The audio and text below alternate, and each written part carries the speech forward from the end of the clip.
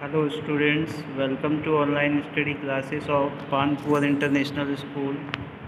Students, today we will discuss about flame in this chapter. Flame क्या होती है उसके बारे में हम लोग आज जानेंगे। तो चारकोल फायर और बर्निंग कैंडल में क्या अंतर है, कोयले के जलने और मोमबत्ती के जलने में क्या अंतर होता है। मोमबत्ती में जो है आप देखेंगे फ्लेम्स उठ रही हैं, आग की लपटें उठती हैं, जबकि कोयले के जलने में फ्लेम्स वगैरह नहीं निकलती हैं। आज हम लोग फ्लेम्स के बारे में पढ़ेंगे। फ्लेम्स जो है क्यों निकलती हैं, क्या रीज़न होता है, फ्लेम की प्रॉपर्टीज़ क्या है, उसके बारे में हम लोग जानेंगे।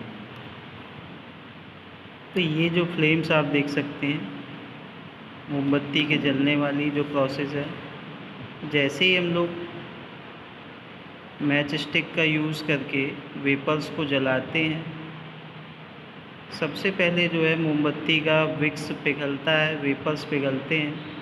उसके बाद वेपर्स का वैक्स का यूज़ करके, मोम का यूज़ करके मोमबत्ती हमारी जलती जाती है, उसमें से फ्लेम्स निकलती रहती हैं। इसमें किस तरह से देखेंगे आप, नीचे से वैक्स जो है पिघल कर कैपिलरी एक्शंस के द्वारा ऊपर तक पहुंचता है, जिसका यूज़ करके जो है ये आग की फ्लेम निकलती है। देख सकते हैं इस फिगर में।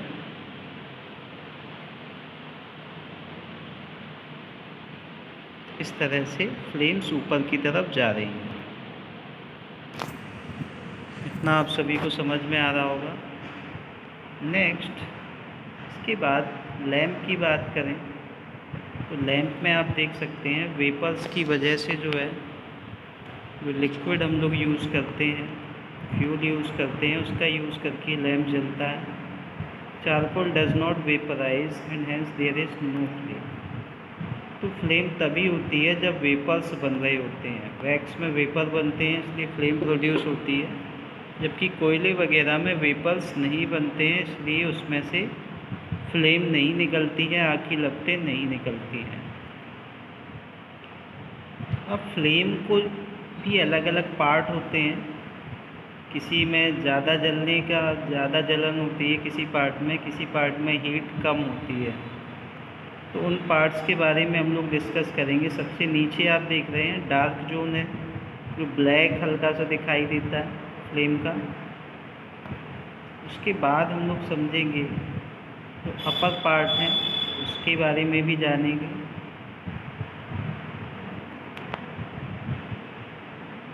तो इसके बाद हम लोग जो है इस चीज़ को जानने के लिए हम लोग एक स्लाइड का इस्तेमाल करेंगे।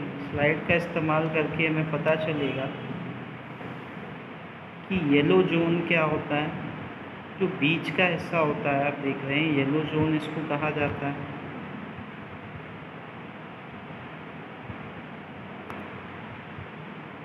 तो ये अलग अलग पार्ट्स हैं फ्लेम्स के, जिनको हम पढ़ रहे हैं।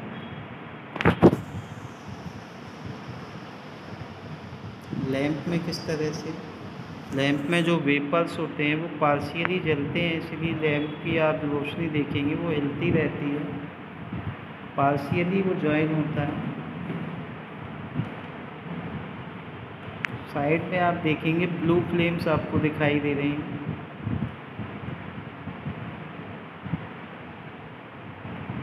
नीली जो है लपटें आपको दिख रही होंगी।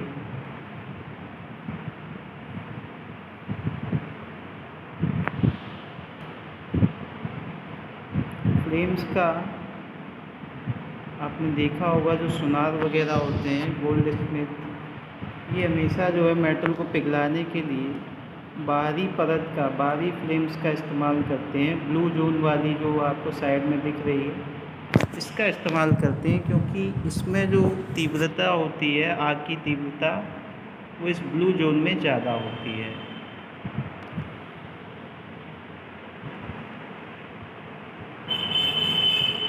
गैस के बर्नर में ब्लू फ्लेम्स के साथ आग जलती है, नीली लपटें निकलती हैं। वैसे ही अलग अलग एलिमेंट्स के द्वारा अलग अलग तरह की फ्लेम्स निकलती हैं।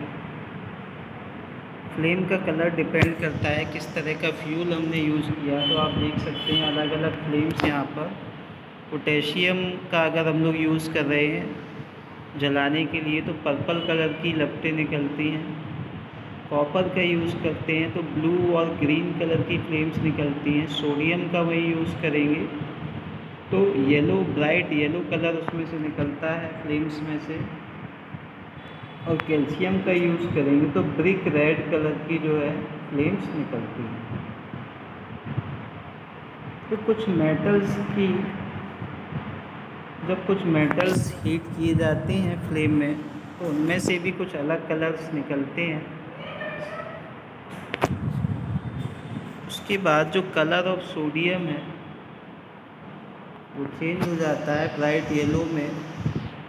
इसी का यूज़ जो है स्ट्रीट लैंप्स में किया जाता रहा है समय समय पर। पटाखों में जब मेटल्स का असर होता है तो उससे क्या फ़र्क पड़ता है वो हम लोग जानेंगे।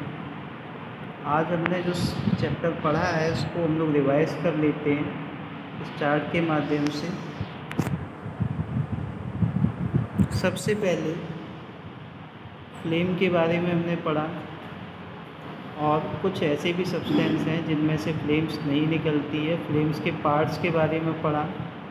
डार्क जोन इसका पार्ट होता है, येलो जोन होता है और आउटर जोन।